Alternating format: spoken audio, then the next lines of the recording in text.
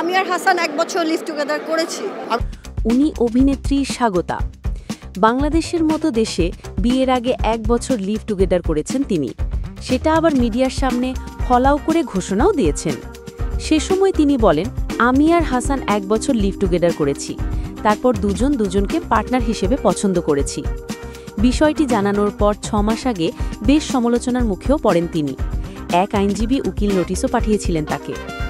স্বাগতা যার সঙ্গে live together করেছিলেন সেই প্রেমিক ও বন্ধু হাসান আজাদকেই বিয়ে করেন। গত বছর রাজধানীর মহাখালীর গাউসুল আজম মসজিদে বিয়ে হয় তাদের।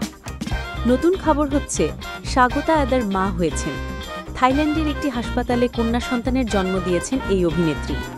মা হওয়ার পর ফেসবুকে একটি ছবি শেয়ার করে বিষয়টি জানিয়েছেন স্বাগতা নিজেই। ফেসবুকে স্বাগতা লিখেছেন, বিশ্বে তোমাকে স্বাগতম, মরিয়ম সর্বজয়া শানু আজাদ। তার পোস্ট দেখে বোঝাই যাচ্ছে তার মেয়ের নাম রাখা হয়েছে মরিয়ম সর্বজয়া শানু আজাদ। স্বাগতা শুরুতে দেশের হাসপাতালের অধীনে চিকিৎসা নিলেও নর্মাল ডেলিভারির সম্ভাবনা কম থাকায় চিকিৎসক ও হাসপাতাল বদল করেন।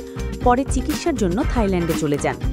সেখানে গিয়ে স্বাগতা বলেছিলেন, আমি একটা মিশন নিয়ে থাইল্যান্ডে এসেছি। বাংলাদেশের অনেক ডাক্তার বলেছেন আমি ভুল করছি, কিন্তু আমি শেষ দিন পর্যন্ত চেষ্টা করব যেন স্বাভাবিকভাবে সন্তান জন্ম দিতে পারি। স্বাগতার স্বামী লন্ডন প্রবাসী। একাধারে তিনি সঙ্গীতশিল্পী, গীতিকার, সুরকার ও মিউজিক কম্পোজার।